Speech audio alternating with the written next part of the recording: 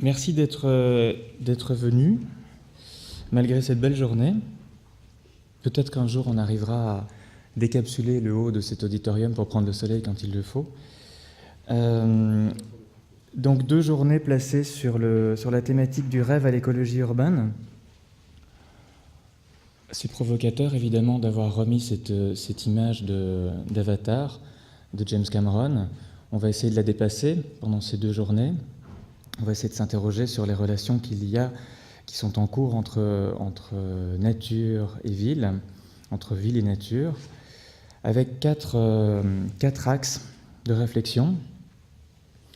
Donc je remercie la Cité d'avoir supporté cette idée d'organiser un colloque en parallèle de l'exposition La Ville Fertile, pour essayer d'approfondir quelques-unes des pistes qui sont juste énoncées dans l'exposition, pour essayer d'aller plus loin, pour essayer de se poser des questions surtout, pas tellement d'apporter des réponses, mais de se poser des questions, pour essayer de croiser des regards, de débattre ensemble. Donc quatre pistes. Les titres sont étonnants de ces 4 sections, de ces 4 séquences. En réalité, qu'est-ce que ça cache? Qu'est-ce que ça cherche à soulever? 4 questions fondamentales, à mon sens, dans ce rapport entre ville et nature. La première, c'est une question d'alliance. Une question d'alliance entre architecture et paysage. On va y revenir. La deuxième question est celle du partage des connaissances, de la porosité qui existe ou qui devrait exister entre le monde des sciences et le monde des arts, entre le monde des concepteurs et le monde des scientifiques. Enfin, la troisième question est celle de la reconquête.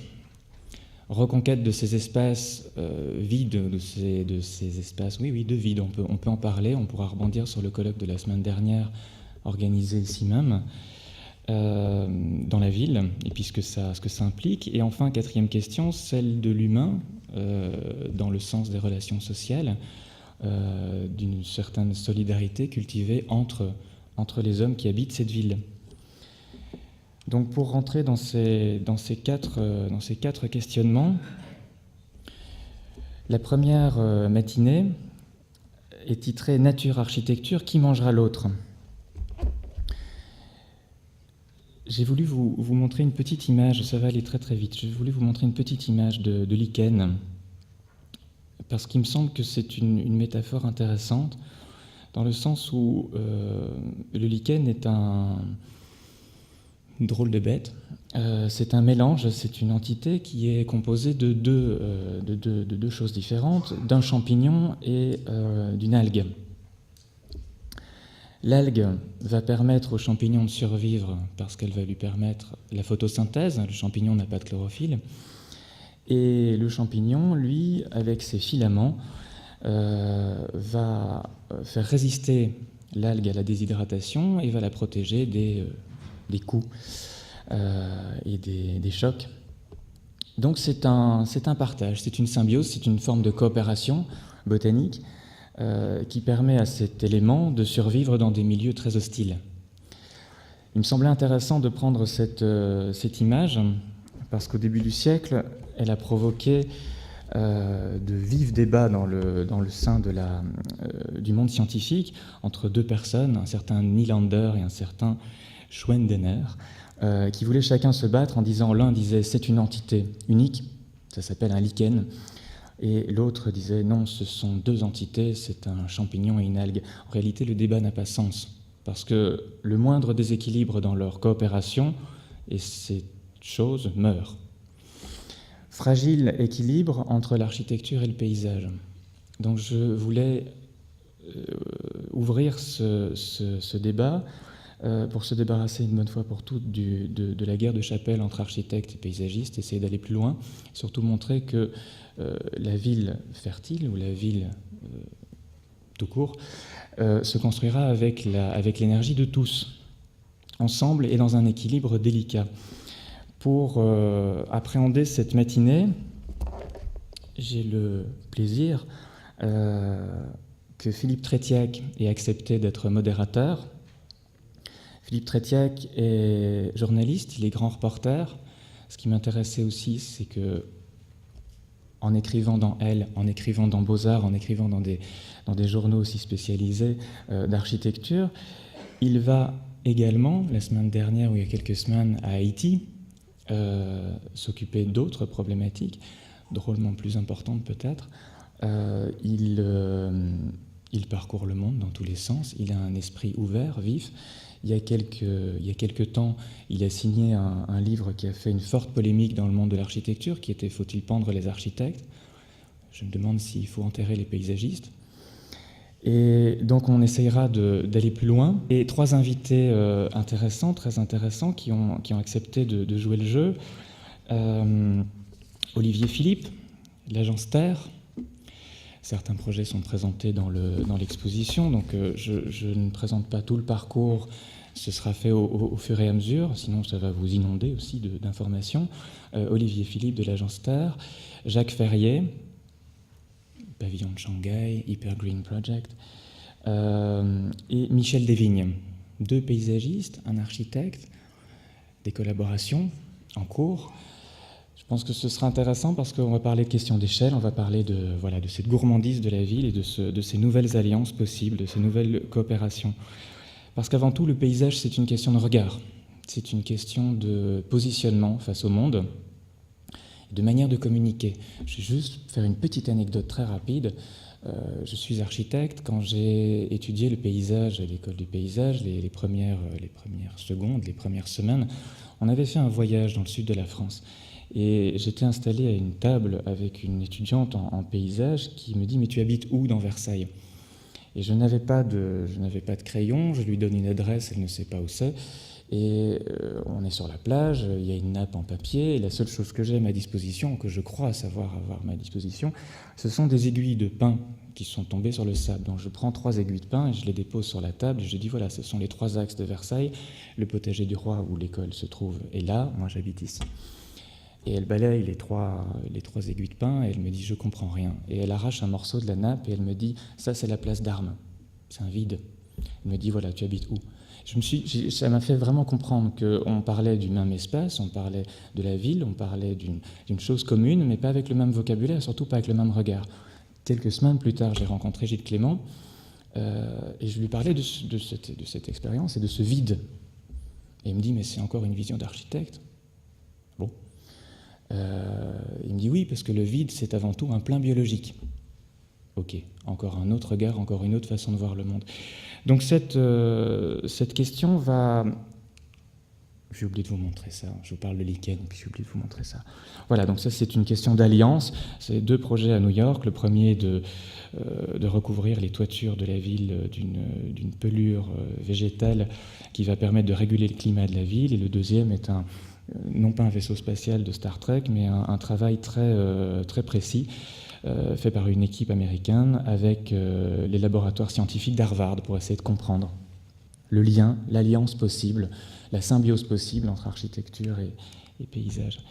La deuxième question donc, est celle du partage des connaissances. Lorsque Gilles Clément m'a parlé de ce vide comme étant un plein biologique, je me suis dit que finalement on connaissait très mal le monde scientifique, nous concepteurs de villes, ou qu'on croyait le connaître.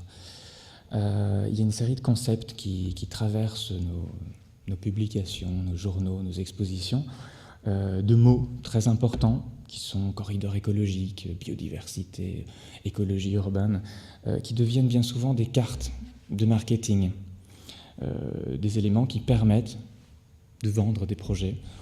Je ne suis pas sûr qu'on le maîtrise toujours. Donc cet après-midi sera placé sur cette question du partage des connaissances. Je vous ai montré cette fois-ci une toile d'araignée, parce que l'inspiration de la nature dans le monde industriel, il existe, il est en cours depuis quelques années. La toile d'araignée est 3 fois à poids égal et 3 fois plus résistante que les meilleurs câblages d'acier qui existent. Donc les industriels s'y intéressent et certaines sociétés vont explorer ces pistes pour, avec un génie génétique, mettre au point des câblages. Première piste. Deuxième piste, la toile d'araignée récupère la rosée le matin, les gouttelettes d'eau. Au Chili et au Pérou, certains endroits où il manque cruellement d'eau potable, on a tendu des filets. Vous avez peut-être déjà entendu parler de ces choses-là, c'est des capteurs de nuages. Ce sont des filets d'acier, des mailles assez fines, qui vont récupérer, qui vont crever les nuages et qui vont récupérer les gouttelettes d'eau et les utiliser ensuite par filtration comme eau potable. Donc ça existe. Si maintenant je vais au Danemark, il y a quelques années, excusez-moi mais il y a un nom pas possible, dans le site qui s'appelle Kalundborg, dont vous avez peut-être entendu parler, cette fois-ci un système industriel fermé sur le même site, 5 entreprises industrielles différentes qui fonctionnent en échangeant leurs déchets de manière à ce que les déchets de l'un servent de matière première aux autres. Il y a une raffinerie de pétrole, il y a une centrale thermique, un laboratoire pharmaceutique, une usine de produits chimiques et une usine de plaques de plâtre. Tout ça fonctionne comme un écosystème, c'est-à-dire que rien ne se perd, tout se transforme. Je me demande, voilà, petit clin d'œil à la forêt linéaire, Olivier Philippe pourra nous en parler, de l'agence Terre, je me demande si on a mis en place aujourd'hui, si c'est en marche, une pensée sur la ville qui s'inspire des principes d'écologie, qui s'inspire de l'observation de ce monde scientifique et qui comprend les fonctionnements de ce monde scientifique. Donc pour explorer cet après-midi, je vais vous parler de 2 choses. D'abord du modérateur, qui est un homme très fin, qui s'appelle Nicolas Witkowski, qui est journaliste, qui est physicien de formation, qui est journaliste, qui a écrit pas mal d'ouvrages. Vous pourrez le retrouver sur le programme. Je voulais juste en pointer un en particulier, qui était « Pourquoi les manchots n'ont-ils pas froid aux pieds ?» J'ai appris comme ça en le lisant pourquoi la truffe des chiens était noire. C'est un personnage qui vulgarisait les questions scientifiques, les mots très compliqués, le jargon des scientifiques, pour que tout le monde puisse le comprendre avec énormément d'humour. Autour de la table, nous aurons des journalistes et des scientifiques. Donc nous avons Marie-Paule Nougaret, qu'on présentera plus longuement, mais qui a écrit un bouquin qui est assez passionnant, qui est sorti chez Actes Sud récemment, qui s'appelle « La cité des plantes ». Voilà, il y a un sous-titre derrière, En ville, le temps des pollutions. Et la thématique est vraiment très intéressante parce que c'est de nouveau un basculement de regard. Ce ne sont pas les plantes qui poussent dans la ville, c'est la ville qui grandit dans le monde des végétaux. Donc, basculement de regard, Marie-Paule Nougaret. Nous aurons aussi Fabienne Giboudot, adjointe au maire de Paris, chargée des espaces verts, pour nous parler des politiques en place, de sa manière de voir les choses. Nous aurons Siblet, qui est Jean-Philippe Siblet, qui est directeur du service du patrimoine naturel au Muséum d'histoire naturelle, ornithologue, enfin, voilà. Nous aurons un personnage tout à fait passionnant aussi qui s'appelle Alain Richer et qui a un parcours étonnant, qui est médecin, qui est tombé dans le monde du paysage de manière autodidacte, qui pourra faire le lien entre ces deux univers. Et dans la salle, nous aurons une série de paysagistes qui seront parmi vous, dont Coloco, dont Florence Mercier, dont Olivier Philippe, qui pourront, j'espère, répondre aux questions des scientifiques, tout ça pour se questionner sur ces questions de corridors écologiques et de termes un peu barbares. Voilà, l'objectif d'avoir divisé les participants en 2 entités, une dans la salle et une sur 60 cm plus haut sur l'estrade, c'est un test. C'est un laboratoire de comportemental, on verra ce que ça donne. C'est de nouveau un petit peu provocateur, en même temps, c'est jamais bien méchant, mais il me semblait intéressant qu'il y ait des répondants, donc j'attends de vous aussi que parmi les participants dans la salle, il y ait débat. L'objet n'est pas de faire chacun une présentation de ses meilleures œuvres pendant les 2 journées et puis que vous restiez passif. L'objet de ces 2 jours est d'avoir véritablement un débat d'idées, un questionnement, pour que vous ressortiez d'ici fourmillant de encore plus de questions. Je vais rapidement sur la 3e thématique, demain. celle de la reconquête. Donc il est intéressant de voir qu'à partir du moment où on comprend ces phénomènes scientifiques, on peut aussi se poser la question, comme s'est posé la question Gilles Clément, sur le tiers-paysage, c'est-à-dire sur toutes ces zones de délaissées dans la ville, toutes ces mailles ouvertes qui sont des friches, qui sont des réservoirs de biodiversité, qui sont extrêmement riches au niveau botanique, au niveau faunistique, floristique. Aujourd'hui, les villes s'attaquent à la reconquête de tous ces lieux. Alors, sous quelle forme? Dans quel sens?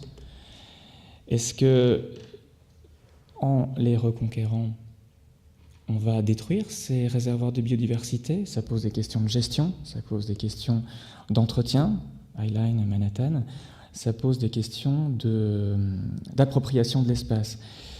C'est Francis Rambert, directeur de l'Institut français d'architecture, qui va modérer cette matinée-là avec 3 expériences, 3 cas particuliers.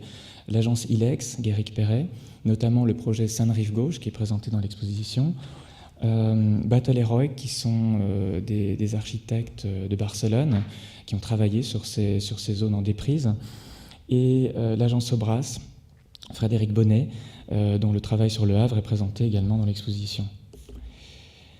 Question de réappropriation, on en arrive à la dernière question, qui est celle de la solidarité cultivée, c'est-à-dire, partons de l'exemple de Détroit, qui est présent aussi dans l'exposition. Il va y avoir un débat d'idées, j'espère, autour de cette question d'agriculture urbaine, non pas pour se demander si ça va nourrir la planète, bien qu'on peut se poser la question, non pas pour savoir s'il faut faire de l'agriculture biologique ou de l'agriculture de grands champs, mais au contraire pour comprendre ce que ça soulève comme question au niveau du terreau social, au niveau du lien social et au niveau de la fabrication, voilà, d'une solidarité au cœur même de la ville. Et donc cette fois-ci, on pourra se poser des questions, notamment sur les modes de gestion, les modes d'accès au foncier et les relations que ça entreprend, avec un modérateur particulièrement aiguisé sur cette question, Jean Lebrun, journaliste à France Culture, qui pendant des années a entretenu Travaux publics, l'émission Travaux publics, et plusieurs invités autour de la table, commencer par un dialogue avec François de Mazières, président de la Cité de l'Architecture. Il semblait que c'était clé lors de ce colloque de demander pourquoi la Cité s'était penchée sur cette question, qu'est-ce qu'elle en attendait et qu'est-ce qu'aujourd'hui elle en avait éventuellement appris ou soulevé comme questionnement. Et ensuite, autour de la table, plusieurs personnages intéressants. Sophie Chapelle, journaliste indépendante qui s'est intéressée à ces agricultures alternatives, principalement aux États-Unis. Elle nous montrera plusieurs modèles autres que Détroit. Thierry Laverne, paysagiste et urbaniste, particulier parce qu'il est en même temps élu de la commune de Marcoussis, sur laquelle s'est développée depuis quelques années l'expérience du triangle vert, une expérience d'agriculture urbaine. Je ne vais pas le cataloguer uniquement là-dedans, il a une vision du paysage qui est plus vaste, mais ce sera intéressant de l'interroger. Et enfin, Patrick Vivray, qui est philosophe et ethnologue, grand altermondialiste, qui s'est interrogé, qui est en même temps magistrat à la Cour des comptes, vous voyez comme quoi tout arrive, et qui s'est interrogé sur ces questions d'économie, sur ces questions sociales. Voilà. Donc j'espère qu'avec ces différentes pistes, nous arriverons à enrichir le débat et surtout à soulever des questions qui sont en dormance, on va dire, dans l'exposition. Je vous remercie.